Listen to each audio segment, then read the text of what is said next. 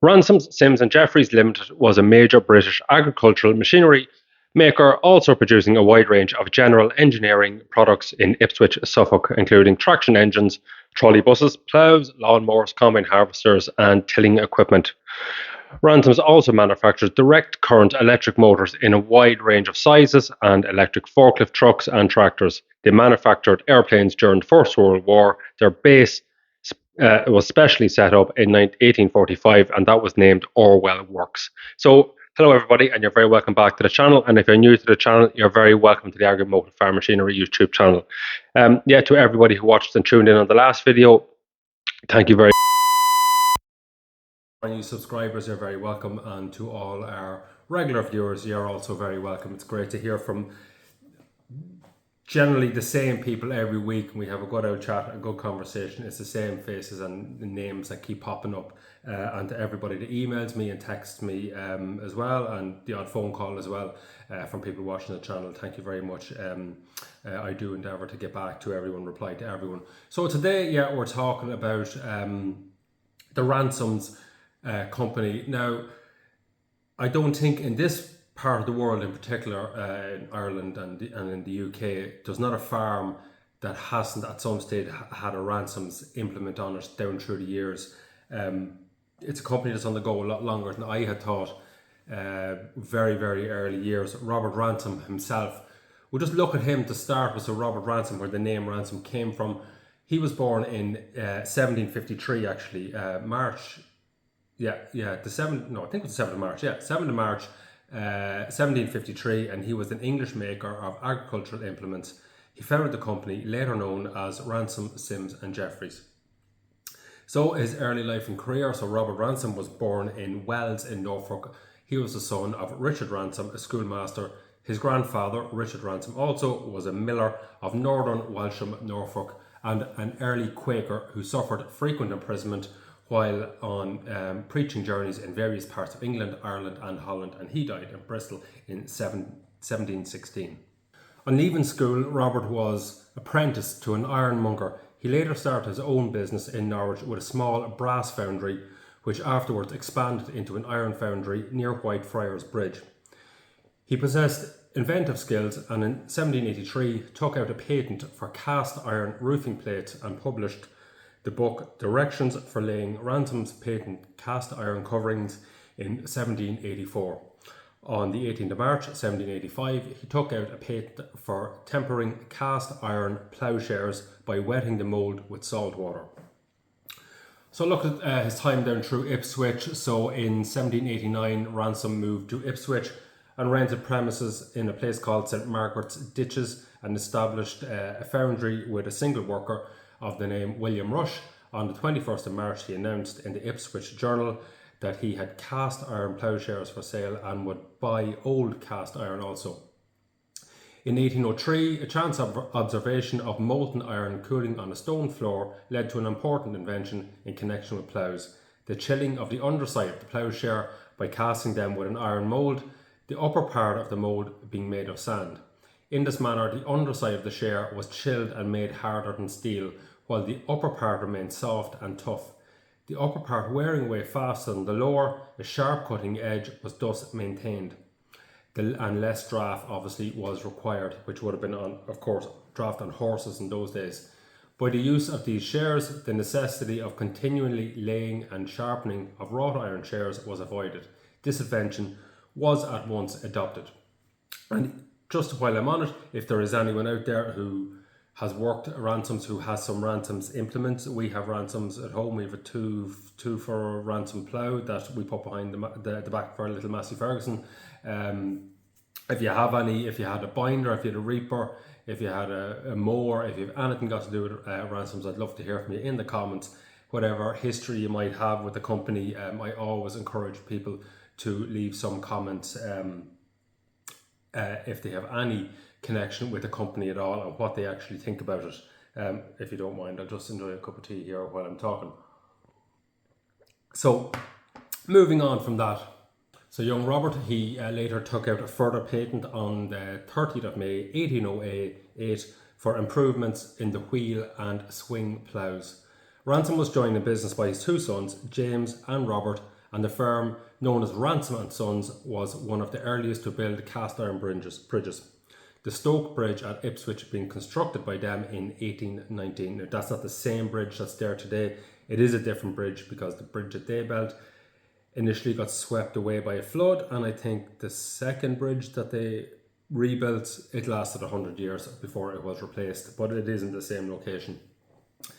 So Robert retired from the business in 1825. In his retirement, he learned copperplate engraving and constructed a telescope for his own use, for which he ground the mirror himself. G.B. Airy's first view of the planet Saturn was through one of his instruments. Later years of his life were spent in Woodbridge, Suffolk, where he died in March 1830. His grandson, James Allen Ransom, son of James Ransom, was a notable partner of the family business and a well-acclaimed agricultural writer. So looking down through the history of the company, so as we said, the enterprise was started by Robert Ransom. The Quaker values of frugal living, avoiding debt and keeping regular accounts served him well when he set up his first brass and iron foundries in East Anglia near Whitefriars Bridge, Norwich, in 1789. Then he moved with his family and one employee, William Rush, to Ipswich, where he started casting his ploughshares in a disused malting site at St Margaret's Ditches with a capital of just £200. Now, it was obviously a lot of money back then.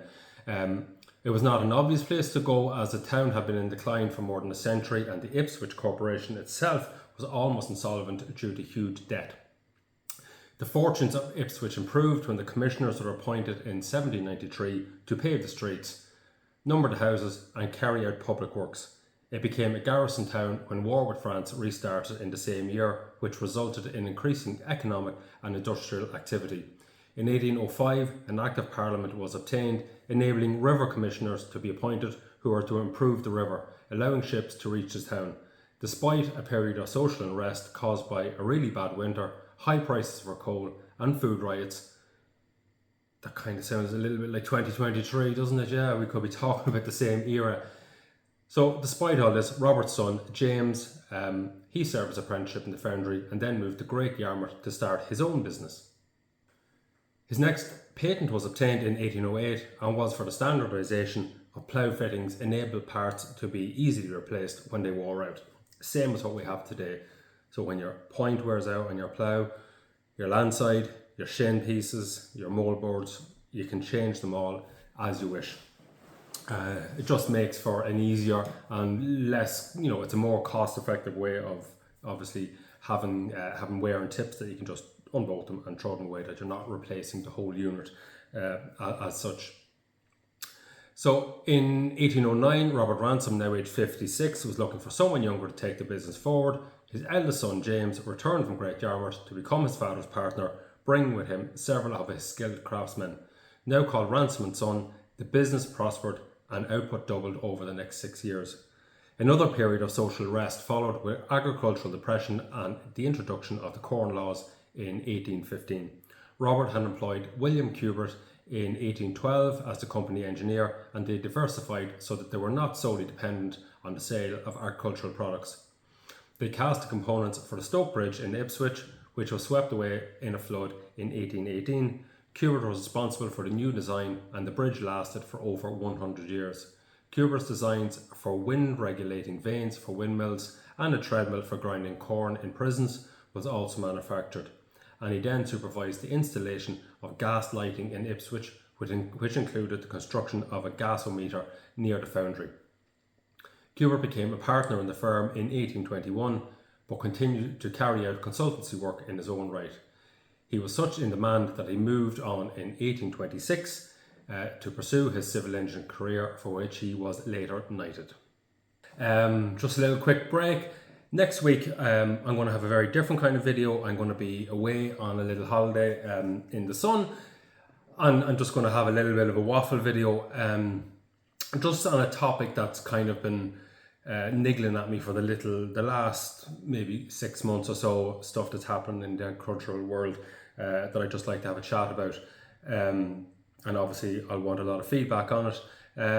But in that video as well, I would like to do a little bit of a question and answer session. So if anybody out there watching, any of my regular viewers, any of my new viewers, If you've anything you want to ask about any brand of tractor, any mechanical issue, anything got to do with the history of any machine, anything that you'd like to know, please ask me a question. If it's anything got to do with my own work, no problem at all. If anybody wants to know anything, please drop a comment into the comment section. If you want to send me an email, if you prefer to be private, send an email, or if you want to send me a text, for those of you that have my number is there for everyone to see on my website. Please feel free to get in contact. I'm always at the end of the phone.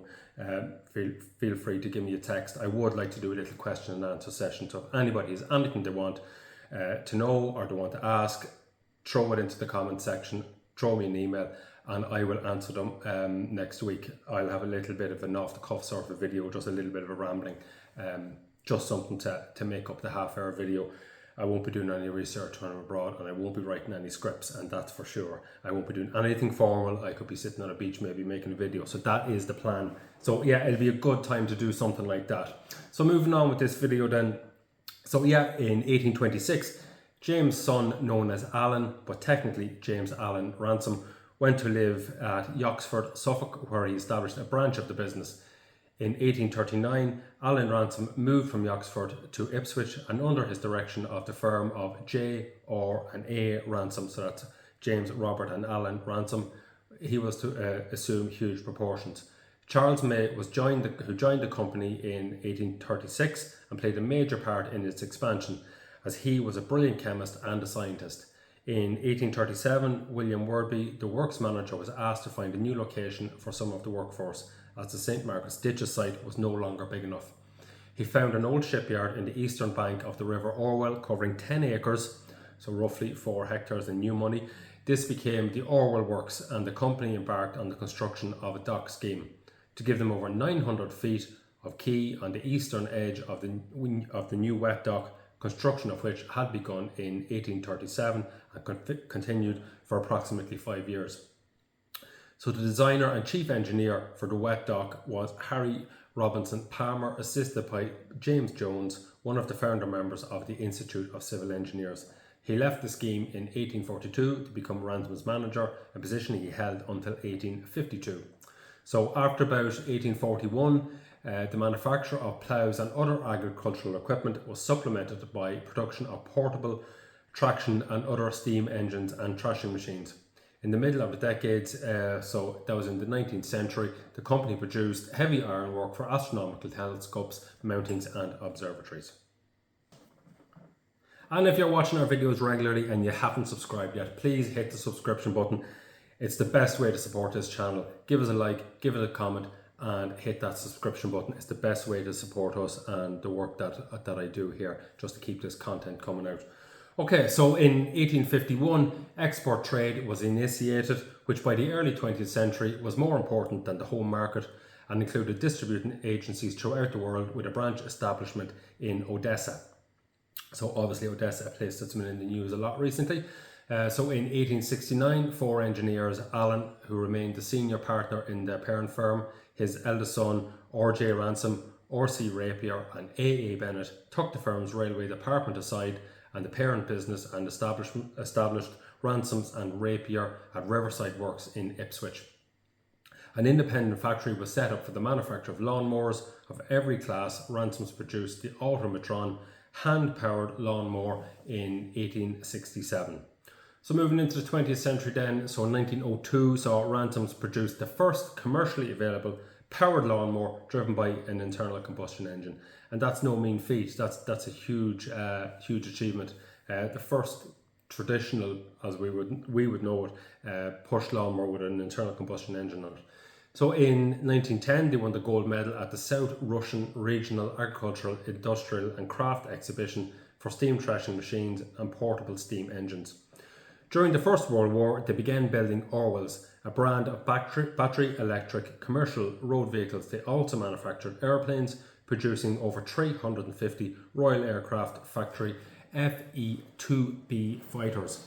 These were constructed in a large building occupying 2.5 acres, while the site at that time contained an administrative block of offices, including a large drawing office and laboratories in which physical, chemical and photo Micrographic testing and materials used in production was carried out. Once the war was over, airplane production ceased and the airplane shop was used for the production of Orwell battery lorries from January 1919.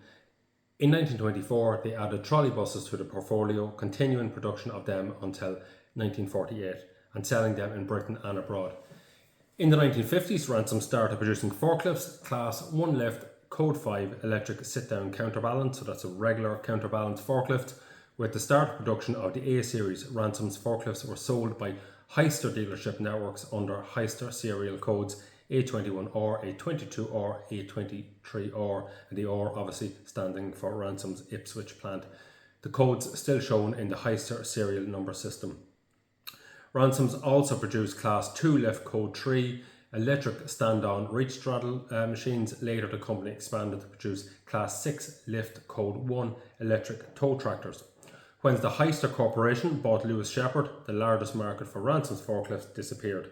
In the early 1980s, Ransom's sold their forklift line to Hawkins Mechanical Handling, which produced machines under the Hammock Ransom's brand name.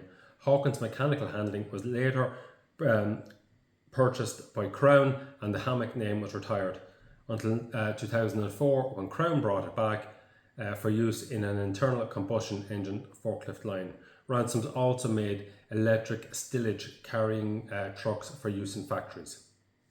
In 1989, the whole of the agricultural equipment business was sold to Electrolux and merged with their subsidiary Overham. Now, Overham are obviously they're a very popular brand name of ploughs, and that distinctive blue colour, is reflective of the Ransom's blue colour of the day. So this left Ransom solely as a manufacturer of lawnmowers with the Ransom's, Westwood and Mountfield mower brands. The company accepted a takeover from Textron Incorporated USA, and their independent existence ended early in 1998. Westwood and Mountfield were later sold in a management buyout. Ransom started producing lawnmowers in 1832 at a time of social unrest when labourers were destroying machinery such as threshing machines, and agitation for parliamentary reform meant that some Tory farmers would not buy items made by the Quaker firm of Ransom's. The product had been invented by Edwin Budding of Shroud and was manufactured under licence. They sold 70 to 80 machines a year for the next 2 decades. Ransoms to this day still produce a variety of grass cutting equipment, from professional high quality turf machines to more industrial gang mowers for use on wider areas such as public parks. Yet they do still make a wide range of pedestrian mowers for use on manicured lawns and bowling greens for golf courses and stuff like that, and bowling greens. And that's it. That's pretty much where the Ransoms company is today. So yeah, obviously down through the 60s and 70s and 80s, there would have been a lot of Ransom's equipment around between the finger bar mower and obviously the ploughs, the threshing machines. I know my grandfather had a Ransom's threshing machine.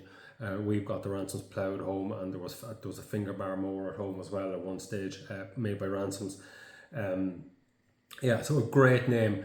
And just before I finish up, there is, for those of you that are still watching, that are at the end, a lot of the diehards who are still watching, just one question I want to ask. I'm trying to do research on an Irish company that will be very, very similar to Ransom's, and that will be the Pierce company. So the Pierce Foundry from Wexford in Ireland, who would have been a huge maker of agricultural equipment around the same period.